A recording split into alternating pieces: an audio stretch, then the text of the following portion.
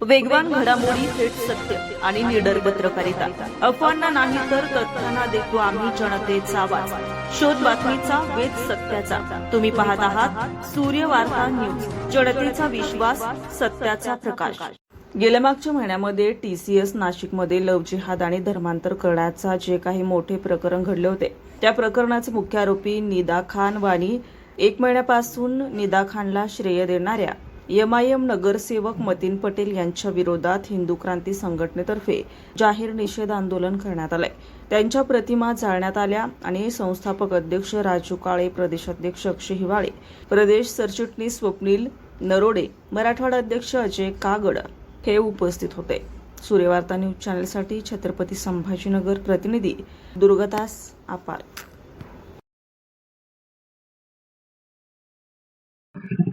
यांनी धर्मांतरण केलं, धर्मांतराला ध्येय घातलं महाराष्ट्रामध्ये.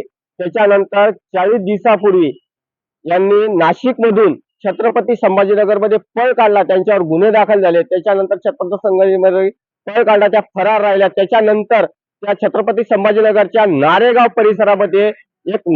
परिसरामधला एक नगरसेवक मतीन पटेल यांच्या आशीर्वादाने ह्या नारेगाव परिसरामध्ये राहत होत्या.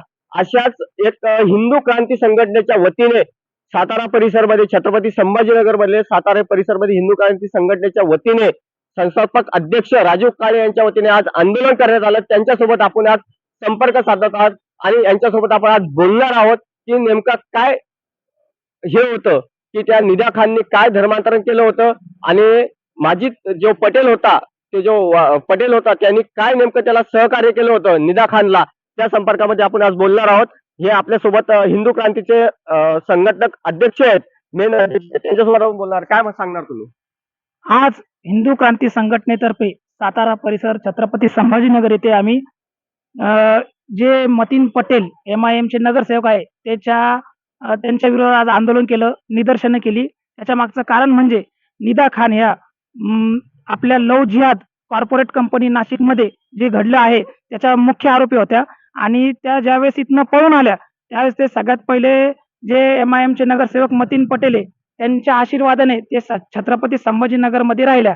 आमची पोलीस प्रशासनाला ही विनंती आहे की इथून पुढे जे पण MIM चे नगरसेवक किंवा जे राष्ट्रीय अध्यक्ष OVC साहेब आहेत त्यांची सुद्धा याच्या प्रकरणामध्ये चकून चौकशी व्हावी आणि जे छत्रपती संभाजीनगरच्या आजूबाजूला कॉर्पोरेट कंपन्या आहेत त्यांची सुद्धा चौकशी व्हावी की तिथं सुद्धा अशा गोष्टी घडतायत का आणि जो मतीन पटेल या प्रकरणात सापडलेला आहे त्याचं नगरसेवक पद रद्द व्हावं ही आमची प्रमुख मागणी आहे. नेमकं मला एक गोष्ट सांगा की नगरसेवक पद जे आहे ते रद्द करण्याची तुम्ही मागणी करताय, ते नेमकं तुम्हाला पुरावा आहे का की मतीन पटेल यांनीच त्यांना सहकार्य केलं होतं म्हणून? सगळ्यात मेन गोष्ट सांगतो की आतापर्यंत न्यूज मध्ये तर ह्याच गोष्टी घडत आलेल्या आहे की त्यांच्या घरामधूनच त्यांना अटक केलेली आहे आणि जर त्यांच्या घरातून जर अटक केली असेल आणि पोलीस प्रशासनानं या गोष्टीचे पुरावे असेल आणि यांनी जर ते प्रसारित केलेले असतील तर त्यांचं पद जायलाच पाहिजे. महाराष्ट्र सरकारला तुम्ही याच्या पुढे काय आवाहन करणार की हे जे निदा खान आहेत त्यांनी जे धर्मांतरांचे प्रकरण चालवले, त्याच्यानंतर तुम्ही म्हणता इम्तियाज जलील MIMचं जे OVC आहेत, ज्या लोकांना तुम्ही काय आवाहन करणार याच्या पुढे जर कधी या गोष्टी घडल्या, याच्या पुढे तुम्ही तुमच्या जे हिंदू क्रांती संघटना आहे यांच्या वतीनं तुम्ही तुमच्या वतीनं काय करणार? सगळ्यात पहिले मी तुम्हाला सांगतो की ह्या गोष्टी घडण्यामागचं कारण म्हणजे मदरशाचं शिक्षण हे आपल्याला कोणत्या कंपनी त्याची डिग्री लागत नाही. तुमच्याकडे जर मदरशाची डिग्री असली तर ती कुठल्याही कंपनीमध्ये काही काम येत नाही. तर आमची सगळ्यात प्रथम आहे ना या सरकारला एकच मागणी आहे, महाराष्ट्र सरकारला, भारताच्याही सरकारला आमची एकच मागणी आहे की मदरशा सर्वप्रथम बंद झाल्या पाहिजे. कारण तिथूनच या गोष्टीला खतपाणी घातलं चाललेलं आहे आणि ते जर मदरशा जर बंद झालं तर अशा गोष्टीला आळा बसेल. म्हणजे याचा अर्थ असा होतोय तुमचा की मदरशामध्ये मतीन पटेल शिकलेला असेल? हो, बरोबर. तसं नाही, कुठल्याही मदरशामध्ये जा तुम्ही, जेवढे मुस्लिम समुदायाचे लोक आहे ते मदरशामध्ये शिक्षणच घेतात आणि त्या शिक्षणाची डिग्री कुठल्याही भारताच्या कंपन्यांमध्ये काम येतच नाही.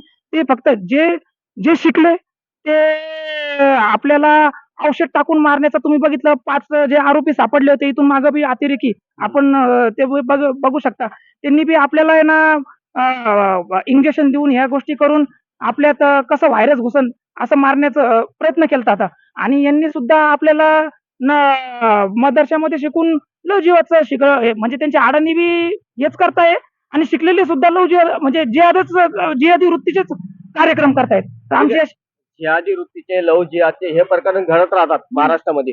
पण याच्या व्यतिरिक्त तुमची हिंदू क्रांती संघटना जी आहे, या संघटनेमार्फत तुम्ही ज्या निदा खान आहेत आणि जे तुम्ही सांगितलं छत्रपती संभाजीनगर मध्ये जे पटेल आहेत, त्याचं पूर्ण नाव मला तर काही माहिती नाही, मतीन पटेल, त्यांनी जे खत पाणी तिला घातलं, तुम्ही त्याच्या संदर्भात काय बोलणार? की नेमकं त्याची काही 2 नंबरची संधी होते, काय होते, तो कसा निवडून आला, काय आला, त्याच्या संदर्भात काय बोलणार? मी